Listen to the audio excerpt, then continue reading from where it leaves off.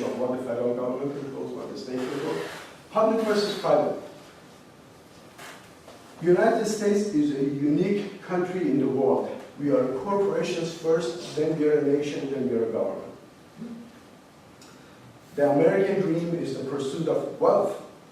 People come all over the world here to become free and to become rich.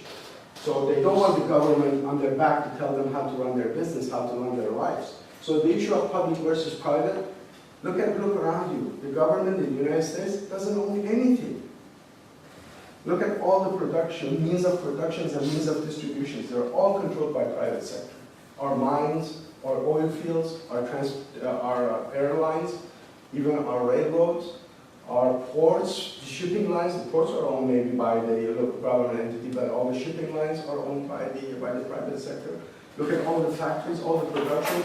We are a corporations first, so we have to have privately based, market-based solutions for any problem in our country to work. We cannot do a top-down because of the way that we are structured. The issue of equity. The issue of equity, I'm not going to get into that, but sustainability becomes very, very important. Who produces what? Who pays for what? When we get into 80-32 and all that, it becomes very important, that stuff. What is the problem with the way we have been doing transportation system in the United States? By transportation, I mean mostly land transportation. We do some arterial improvements. We build the road. What do? We increase accessibility to that piece of land which was not accessible before. People go there, they increase land value, they change the land use, they build shopping centers, they build homes, and people come there, and there is increased traffic. And what is our response to increased traffic? We see the deterioration of level of service. What do? We build more roads. So we do more increased accessibility, more land value, and this is a vicious cycle that we have been doing for the last 100 years plus in California. And we are still doing it. We are still going to the urban sprawl. We are still going to an untapped land. We want to build new resources without thinking what's going to happen in the future. Very quickly, I'm going to spend only maybe 3-4 minutes on this thing to see what happened and how we got here. We started building our transportation system back in 1811, when Thomas Jefferson was the president.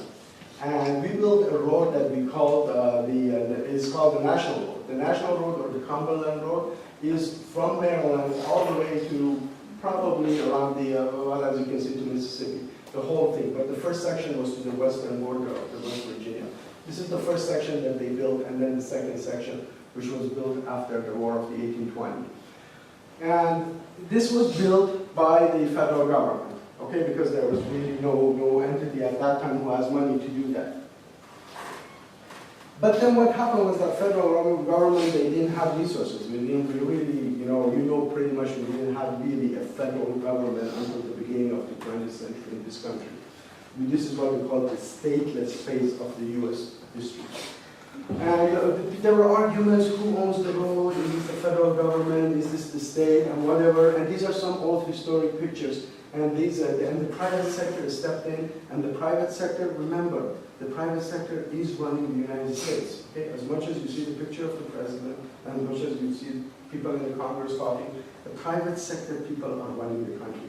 They are making the most important decisions, big corporations and all that. So whenever you think about sustainability, you have to keep in mind market-based approach. That's what, when we get to 80-32, that's what California recognized. It's a little bit something. How many of you know what turnpike is? Have you heard the term turnpike? Turnpike, in back east they call it a lot, or like their own freeways. And they used to have a pike here, and you pay, and they turn the pike and you go. It was all private. All our system was completely private. The Turnpike era from 1719 to 1845, 11 states, these are all in your handouts. I just want to give you a historic background. I'm not going to spend a lot of time. You can read for yourself later, and if you want, after that, I'd be happy to discuss it with you. And pretty much the private sector was building the old turnpikes, and these were the toll houses, and the private sector in the United States was in charge. And we were building plank roads. If you go to San Diego, you still see some plank roads, or across you can see them from the Highway 8 over there.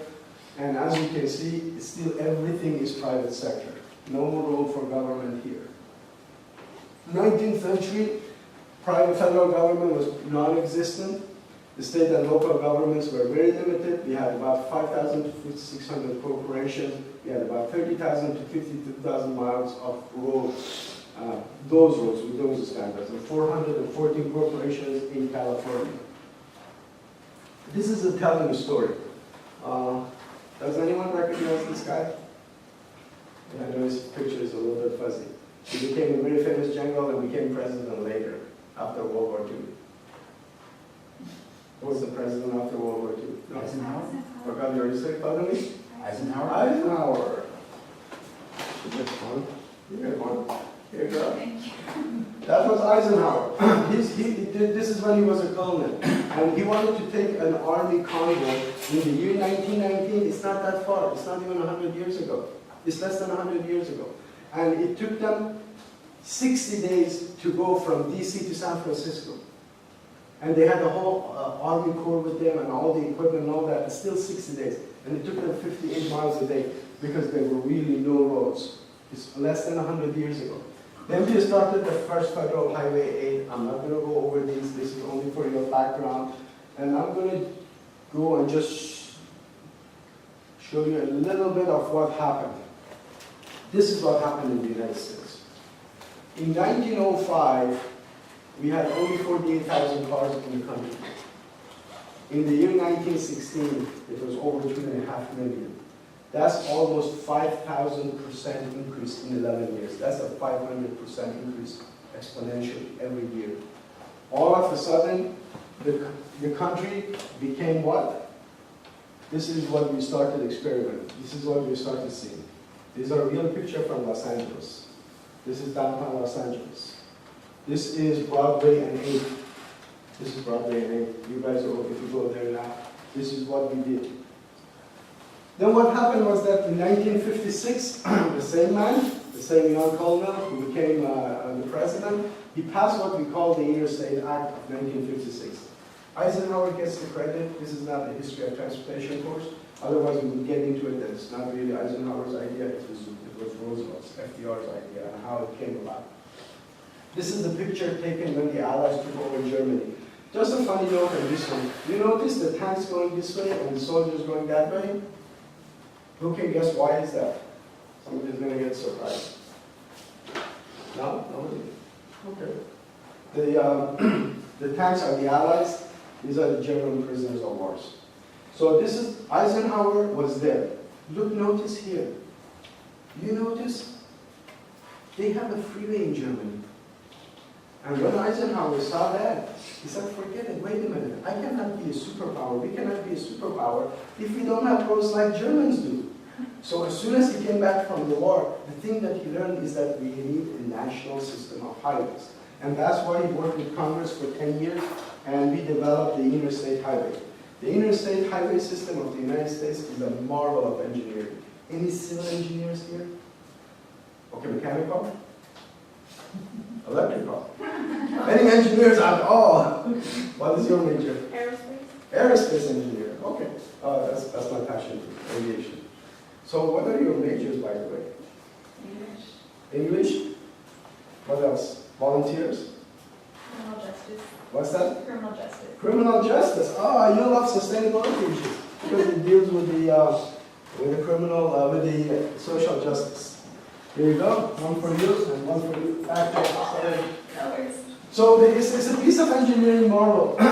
In a matter of less than 30 years, we built 43,000 miles of first-class highways, unheard in human history.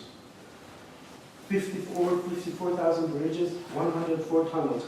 The amount of earthwork for this project is equivalent to 110 Panama Canals. We moved equivalent to 110 Panama Canals in building the interstate system. Okay? This was the engine. That's what made America great. I'm not going to spend a lot of time over this, but what happened? Then we stopped. The vehicle miles started going up, but the highways we did not stop building highways. And that's it started creating a lot of congestion. And this tells you all about California. In California, in the 60s. These are all adjusted for inflation.